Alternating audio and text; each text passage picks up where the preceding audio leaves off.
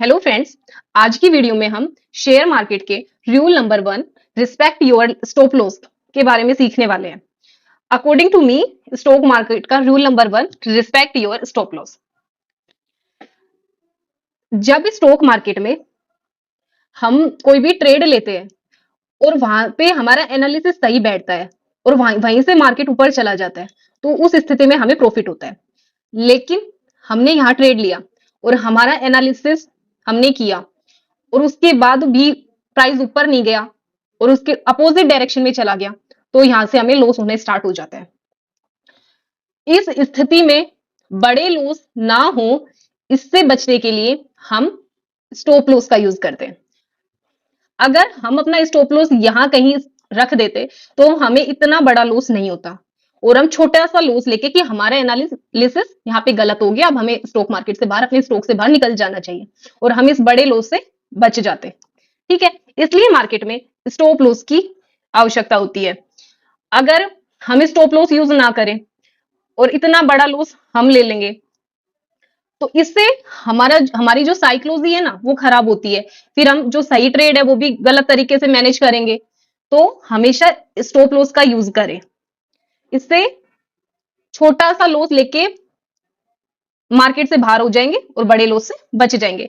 वरना कंडीशन तो ये भी आ जाती है कि ये लॉस हमारा पूरा अकाउंट साफ कर सकता है। ठीक है, और जो मार्केट के विजार्ड मिस्टर वॉरेन बफेट है ना, वो भी यही बोलते हैं कि मार्केट का जो रूल नंबर 1 होता है ना, वो never lose money, and second उनका रूल है नेवर फॉरगेट रूल नंबर 1। तो इसका मतलब ये है कि हमें अपनी जो कैपिटल है ना वो सेफ रखनी पड़ेगी।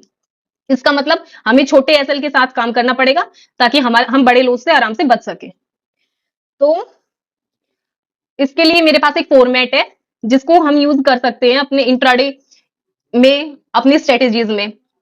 मान लीजिए कि हम इंट्राडे ट्रेडिंग करते हैं तो हम डिफाइन पहले से कर लेते कि मैक्सिमम लॉस पर वीक, कि आने वाले मंडे टू फ्राइडे मेरा लॉस कितना होगा। इसी प्रकार मैं मैक्सिमम लॉस पर डे भी डिफाइन कर लूंगी कि पर डे के अकॉर्डिंग मेरा लॉस कितना होगा।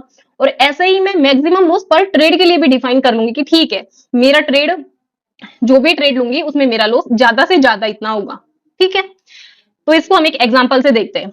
मान लीजिए मैक्सिमम लॉस पर वीक मैंने डिफाइन किया कि ठीक है, इस वाले वीक में मैं 5000 से ज्यादा एक भी रुपए मार्केट को नहीं देने वाली, भले मेरे सारे ट्रेड नेगेटिव चले जाए, हर जगह भले मेरा एनालिसिस गलत निकले, लेकिन मैंने 5000 से ज्यादा मार्केट को लॉसेस में नहीं दिया।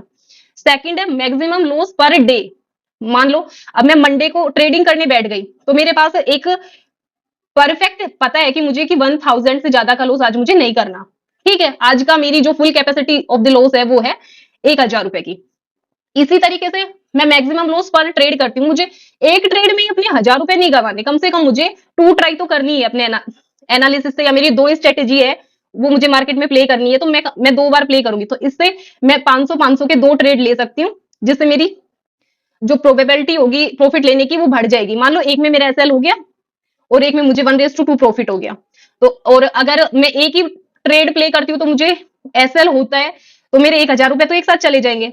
तो मैं एक ट्रेड को 500 में डिवाइड करके मैक्सिमम लॉस पर ट्रेड के हिसाब से अपने लॉस को 2 भागों में डिवाइड कर लूंगी। देखिए, स्टॉक मार्केट में जब हम रूल बेस्ड काम करते हैं ना तो हम लॉन्ग टर्म में सर्वाइव कर पाएंगे। ठीक है, लॉन्ग टर्म में सर्वाइव भी कर पाएंगे और एक प्रॉफिटेबल ट्रेडर भी बन पाएंगे।